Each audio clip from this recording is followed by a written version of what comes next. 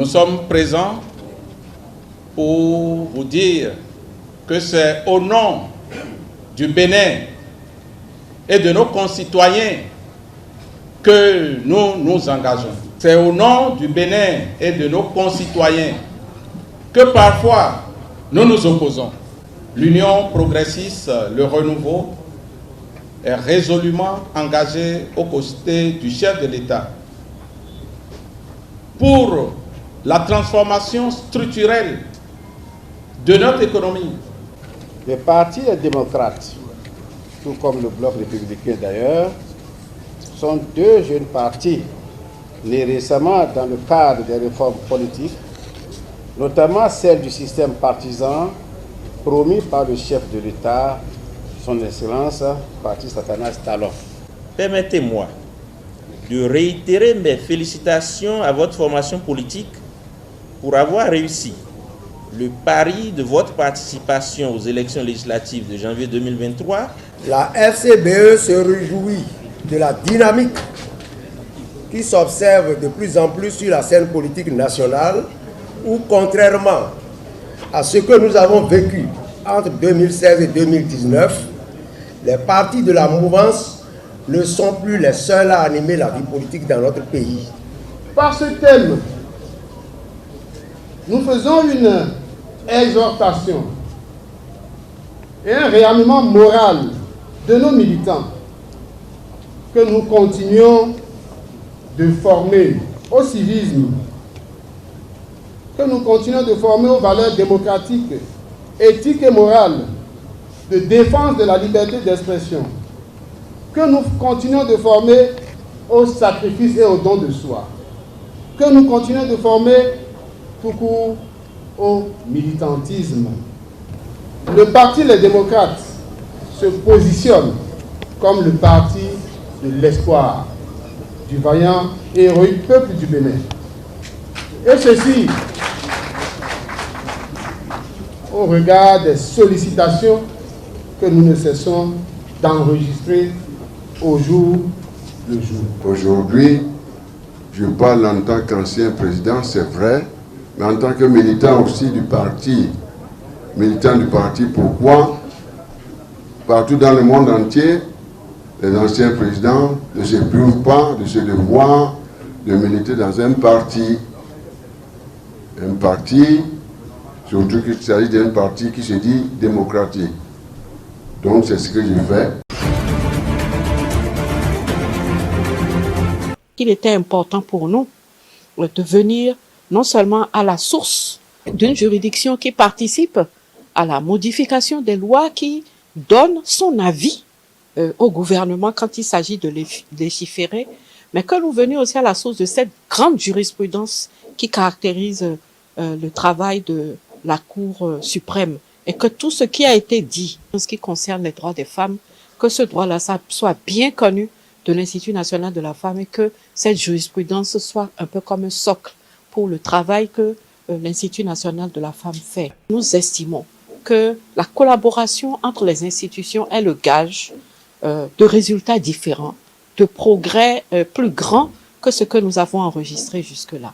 On ne peut pas bâtir un état de droit sans la femme, sans protéger la femme, sans la mettre véritablement au cœur du développement. Et pour y parvenir, il faut que nous engagions une lutte sans merci contre toutes les formes de discrimination. Nous avons, sur la base de ces échanges, noué tout de suite un partenariat qui va nous permettre d'échanger nos expériences dans le domaine de la protection de la femme, dans le domaine de la promotion de la femme dans notre pays. Le programme des cantines scolaires est un programme remarquable. Il était à un niveau embryonnaire en 2016 quand le président Patrice Talon a été élu. Et de pratiquement ce niveau embryonnaire, nous sommes aujourd'hui à un niveau où 75% des enfants mangent chaque jour avant de revenir à la maison. Et notre ambition est d'en faire un programme d'accès universel, c'est-à-dire un programme qui donne un repas à chaque enfant qui va à l'école primaire tous les jours avant de rentrer. Nous avons, une part active dans le dispositif institutionnel qui travaille inlassablement pour améliorer la situation nutritionnelle des populations, notamment des enfants, des adolescentes. Donc nous conduisons le volet communautaire de l'implémentation du modèle national d'alimentation scolaire et nous avons développé des outils pour une meilleure prise en compte de la nutrition dans les prestations et services dans nos centres de promotion sociale. Une très bonne relation de travail avec le gouvernement, avec une grande ambition de réaliser 100% de couverture dans le pays. C'est un modèle que nous retenons et j'apprécie énormément cette collaboration exemplaire qui a des résultats tangibles. Au Bénin, actuellement, nous avons un portefeuille de 3 projets avec un investissement de 500 millions de dollars dans le secteur agricole et aussi un projet sous-régional entre le Togo et Bénin. Je suis très impressionné avec le projet, avec le partenariat avec le gouvernement. Je voudrais remercier le gouvernement pour le chaleureux bienvenue et aussi pour toute la collaboration. Il y a encore 2 personnes sur 10 qui dorment, qui se réveillent et qui dorment sans avoir à manger. C'est alarmant. Maintenant, ce qui concerne le contexte sous-régional de sécurité alimentaire, quand on voit ce qui arrive notamment dans la sous-région Sahel, et c'est assez préoccupant, avec toute l'insécurité, nous pensons qu'il y a lieu effectivement de bâtir sur là où on peut encore produire davantage pour essayer donc de permettre un certain commerce transfrontalier. Le premier niveau, c'est que nous voulons adresser toutes les questions de fragilité, donc sans en oublier. Qu'est-ce qui peut occasionner ces questions de fragilité? C'est l'extrême pauvreté. C'est les questions de dégradation environnementale. Dégradation environnementale qui entraîne de la compétition autour des ressources. C'est les questions de changement climatique. L'autre dimension dans notre approche, c'est les programmes régionaux. Et au Bénin, ici, il y a le programme Prima, donc qui est mis en œuvre sur le Bénin et le Togo pour améliorer donc le commerce transfrontalier. Je suis satisfait de confirmer que nous commencerons une ouverture d'un bureau ici à Cotonou, un bureau de FIDA, et j'espère que nous pouvons ouvrir le bureau avant la fin d'année ici. Le Bénin est à féliciter. Il est à féliciter parce que malgré le contexte global un peu pessimiste, nous avons pu noter à la suite de nos visites qu'il y a de l'espoir. Il y a de l'espoir au Bénin parce que les choses sont en train d'avancer. Cette nomination est essentiellement motivée par les différents défis qui nous attendent dans l'accomplissement du travail qui nous est dévolu. On dit souvent que la fierté implique la responsabilité. Et cette responsabilité, nous la devons à plusieurs strates institutionnelles. D'abord, ceux qui nous ont fait confiance, le chef de l'État, le gouvernement et le ministre du Tourisme, de la Culture et des Arts. C'est eux qui ont trouvé en nous, chers collègues, les compétences et les profils capables d'insuffler à la fois la technicité et l'artistique dont a besoin la DAC. Le deuxième niveau de responsabilité qui nous échoit, c'est par rapport à nous-mêmes. Platon, le grand philosophe, avait inscrit sur le fronton de son académie « Nul n'entre ici s'il n'est géomètre ». Je dirais par le paraphrasant que nul n'entre ici dans le conseil artistique s'il n'est artiste ou acteur culturel.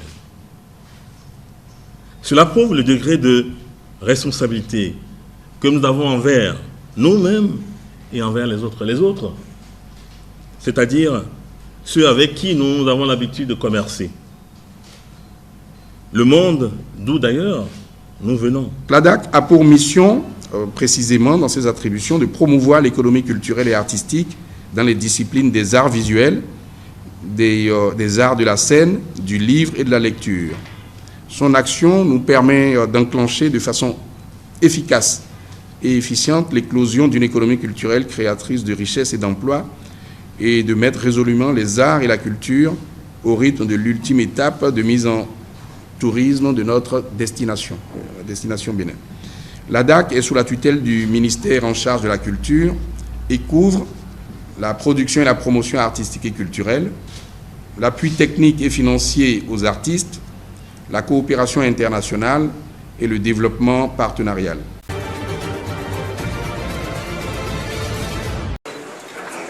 La Cour constitutionnelle du Mali a officiellement validé les résultats provisoires du référendum du 18 juin. Le projet de constitution porté par le chef de la junte, Assimi Goïta, a été adopté avec près de 97% des voix, un plébiscite en faveur des militaires, au pouvoir depuis 2020, dans un pays confronté au djihadisme et à une profonde crise multidimensionnelle.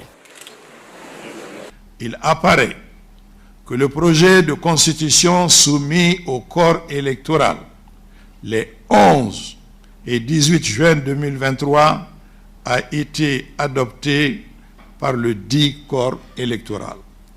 Par ces motifs, article 1 déclare adopté par le peuple souverain du Mali le projet de constitution soumis à référendum le 18 juin 2023. Avec un taux de participation global de 38%, le vote avait été entravé dans de nombreuses localités du centre et du nord du Mali, notamment par la crainte des attaques djihadistes. Ce scrutin avait été émaillé d'incidents et d'irrégularités selon des observateurs et des opposants qui dénoncent une réforme taillée sur mesure pour un maintien des colonels au pouvoir. J'ai m'y attendais, mais ma réaction c'est toujours la même chose, parce que nous on a toujours demandé à nos militants de voter non. Aujourd'hui, vous pensez que nous on a perdu, on n'a pas perdu, hein? Parce que bon, avec 3, et quelques sur l'ensemble de la population, je pense que pour un début, c'est une très bonne chose. Cette nouvelle constitution qui vient renforcer les pouvoirs du président est la clé de voûte d'un vaste chantier de réforme invoqué par les militaires pour justifier leur maintien à la tête du Mali jusqu'à la présidentielle de février 2024.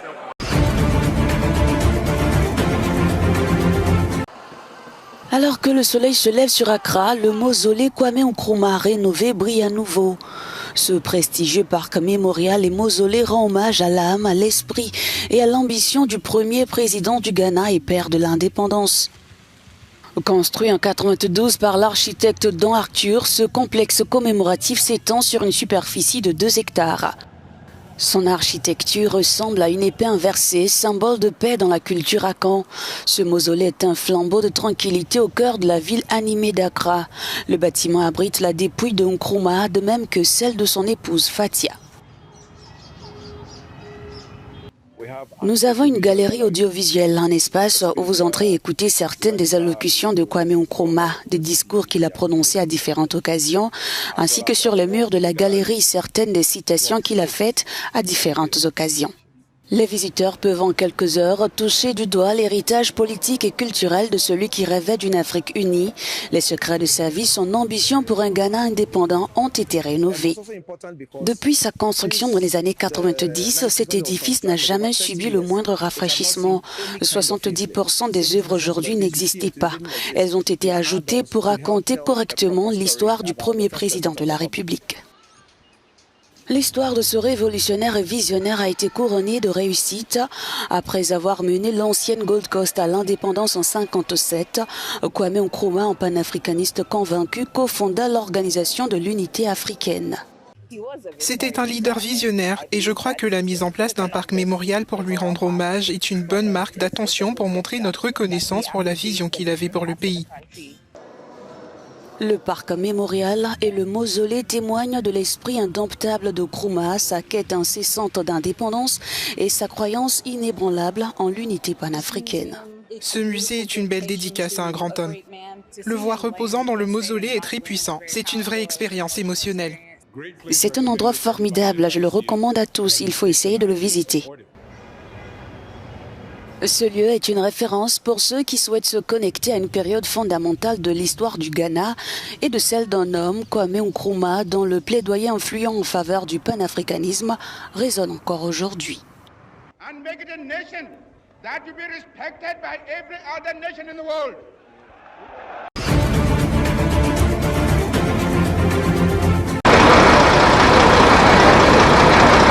L'effondrement d'un immeuble d'habitation à Douala, la capitale économique du Cameroun, a fait au moins 12 morts et 5 blessés en urgence absolue, selon un bilan provisoire. Selon les riverains, l'incident se serait produit vers minuit, mais les secours n'ont pu arriver sur place que le lendemain matin. Une maison de 4 niveaux qui s'est effondrée et nous avons enregistré un effectif de 31 personnes, dont 12 décédés. Les autres sont dans les formations hospitalières pour des soins médicaux. L'armée a été mobilisée pour prêter main forte aux sapeurs-pompiers et accélérer les recherches dans les décombres. Pour l'heure, les causes du drame restent inconnues, mais cet immeuble vieillissant montrait des signes d'insalubrité. Des ouvriers qui avaient été chargés du chantier de rénovation de ce bâtiment restent dans l'incompréhension. Bon, je peux dire sur mon sommeil, il était minuit 5. Oui. On m'a appelé, je ne décrochais pas, c'est vers les minuit 30 que j'ai sursauté, j'ai pris le téléphone et on m'annonce la nouvelle qui est tellement tragique. Vraiment. C'est sûr qu'il y avait des signes, mais on était en train de travailler dessus. Oui, on était en train de surmonter le poteau. Tandis que les recherches se poursuivent, les blessés sont pris en charge à l'hôpital de la Quintini de Douala. Le bilan qui risque de s'alourdir est de 12 morts, parmi lesquels une fillette âgée de 3 ans et une jeune fille de 19 ans.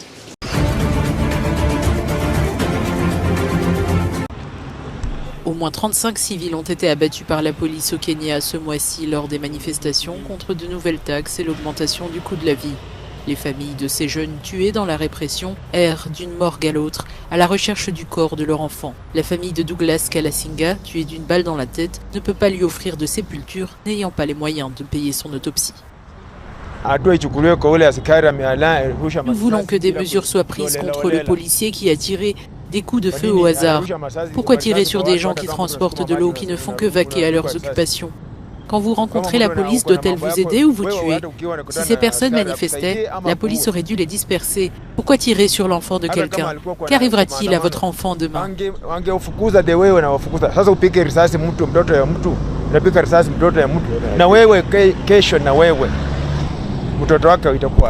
Son oncle David Wankila a précisé que ce jeune homme de 27 ans, tué à bout portant, ne participait même pas aux manifestations nationales de jeudi dernier. Il poussait simplement une charrette à bras chargée de bidons d'eau. La police ne devrait pas tirer sur les gens. Il devrait plutôt arrêter les suspects et enquêter. En ce moment, les gens luttent pour survivre. Ils souffrent de la faim en raison du coût élevé de la vie. Si je décide d'aller manifester, ce n'est pas pour jeter des pierres ou voler, alors pourquoi me suspecter ?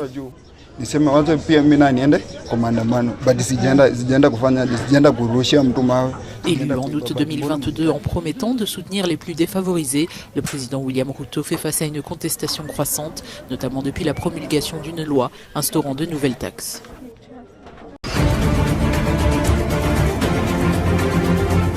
Il suffit de quelques bouffées pour se retrouver dans un état de transe qui peut durer jusqu'à 1 heure. La drogue s'appelle le kush, un puissant mélange de produits chimiques qui imite les effets du cannabis. Cette drogue de synthèse a fait son apparition il y a environ 6 ans, mais sa composition reste floue. Fabriquée et distribuée par les bandes criminelles, la drogue est un amalgame de divers produits chimiques et plantes qui imitent le THC naturel que l'on trouve dans le cannabis. Dans cette pièce enfumée d'un bidonville, 2 jeunes Sierra-Léonais se sont rassemblés pour prendre leur dose, beaucoup d'entre eux à peine adolescents. À environ 25 centimes la dose, c'est un moyen facile et bon marché d'échapper à leur triste quotidien. Ils disent que je dois purger mon corps de cette substance. Depuis que j'ai commencé à fumer il y a 5 ans, mon corps est devenu dépendant de cette chose. Je dois prendre des médicaments, mais je n'ai pas la capacité de me sevrer, alors c'est très difficile pour moi. Ces dernières années, le kush a fait des ravages dans la vie des jeunes en Sierra Leone. Ibrahim Koroma est travailleur social et pense que cette substance est l'un des problèmes les plus urgents auxquels sont confrontés les jeunes avec lesquels il travaille.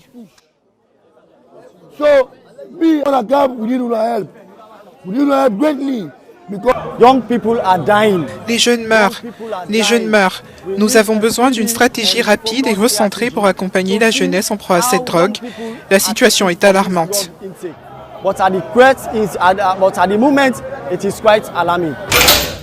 Face à la crise, l'unique hôpital psychiatrique du pays est envahi par des toxicomanes internés par leurs proches, dans l'espoir de les désintoxiquer. Ce que nous observons à l'hôpital ressemble à la partie émergée d'un iceberg où seuls les cas les plus graves sont pris en charge. Mais si vous descendez dans les communautés, dans les parcs, dans les rues, dans les ghettos, vous trouverez beaucoup plus de jeunes qui consomment ces substances et qui sont bien plus impactés que ceux que nous voyons ici. Face à une drogue qui crée une telle dépendance, la volonté ne suffit pas toujours pour les personnes libérées. Les ressources consacrées au suivi post-admission sont faibles et les taux de rechute élevés.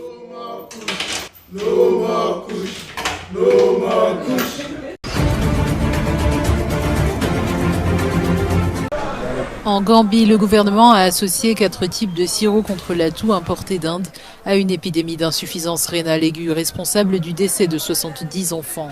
Une commission d'enquête de la présidence de la Gambie a noté plusieurs dysfonctionnements qui ont abouti à l'utilisation de ces sirops. Le ministre de la Santé, Dr Ahmadou Lamine Samaté, a annoncé le licenciement du directeur de l'agence de contrôle des médicaments et de son adjoint. Il a aussi précisé que le gouvernement gambien explorait les voies pour poursuivre en justice le laboratoire pharmaceutique indien dont sont issus les médicaments et obtenir des réparations. Selon l'OMS, ces médicaments contenaient des quantités inacceptables de diéthylène glycol et d'éthylène glycol, communément employés comme antigel et dont l'ingestion peut être mortelle. L'OMS avait lancé début 2023 un appel à une action immédiate et coordonnée pour éradiquer les médicaments non conformes et falsifiés, notamment les sirops contre la toux frelatée. Ce sirop produit en Inde aura tué au total 300 enfants en Gambie, en Indonésie et en Ouzbékistan.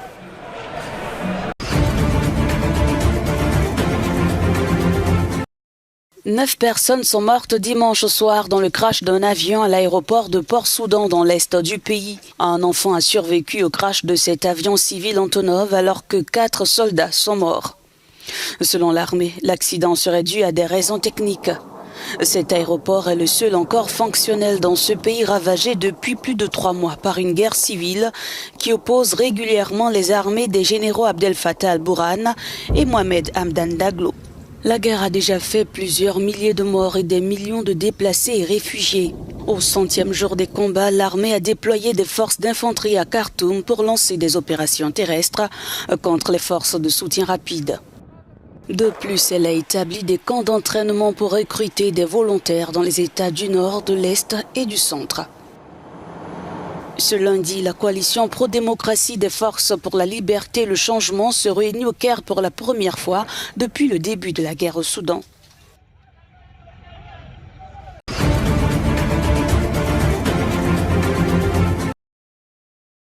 Solomon Léchezad Senoli, vice-président de l'Assemblée nationale sud-africaine, a alerté sur le fait que le conflit en Ukraine porte gravement atteinte au continent africain, accusant les États-Unis d'avoir prolongé la situation en fournissant des armes à l'Ukraine. Je pense que l'utilisation d'armes suivant le mode opératoire des États-Unis, quelles que soient les objections de ceux qui les contrôlent, est une erreur. Ce n'est pas approprié. On peut agir d'une manière qui menace toute la communauté et entraîner toutes sortes d'explosions consécutives dans le pays. Cela conduit à un préjudice encore plus grand que ce qui se serait produit. Le vice-président de l'Assemblée sud-africaine a ajouté que les effets de ce conflit ne se limitent pas à l'Europe de l'Est, mais qu'ils ont également un impact considérable sur l'Afrique. Le président Ramaphosa et les autres dirigeants qui l'accompagnaient sont stupéfiants. Le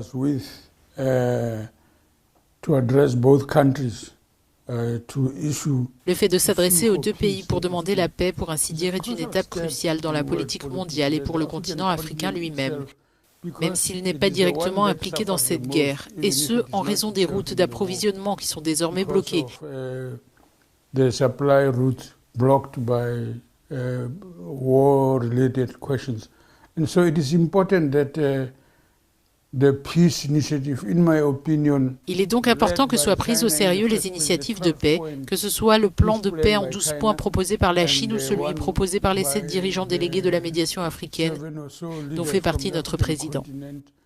With our president being part of it, are crucial steps that must be taken seriously.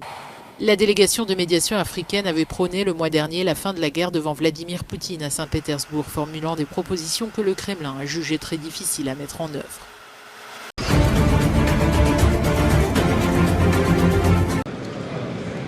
La première ministre italienne a accueilli dimanche à Rome des dirigeants du pourtour méditerranéen pour promouvoir un nouveau mode de coopération entre les pays d'immigration et pays d'émigration afin de freiner l'arrivée illégale des migrants en Europe. Giorgia Meloni a ouvert la conférence en fixant les priorités de ce qu'elle appelle le processus de Rome. Tout ceci concerne des personnes.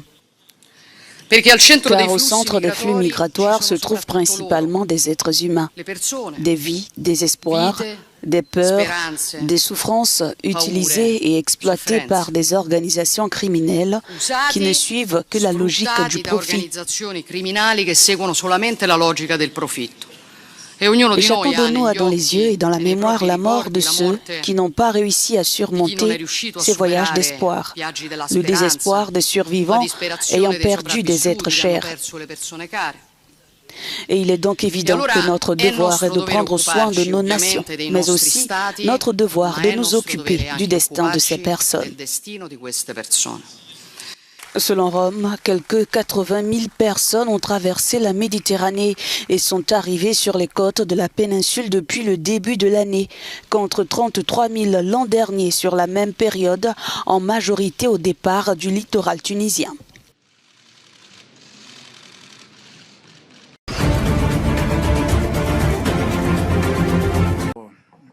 Le vice-ministre russe des Affaires étrangères Sergueï Verchinin a déclaré que la Russie travaillait sur de nouvelles routes d'approvisionnement en céréales après le retrait de Moscou de l'accord sur le corridor en mer Noire.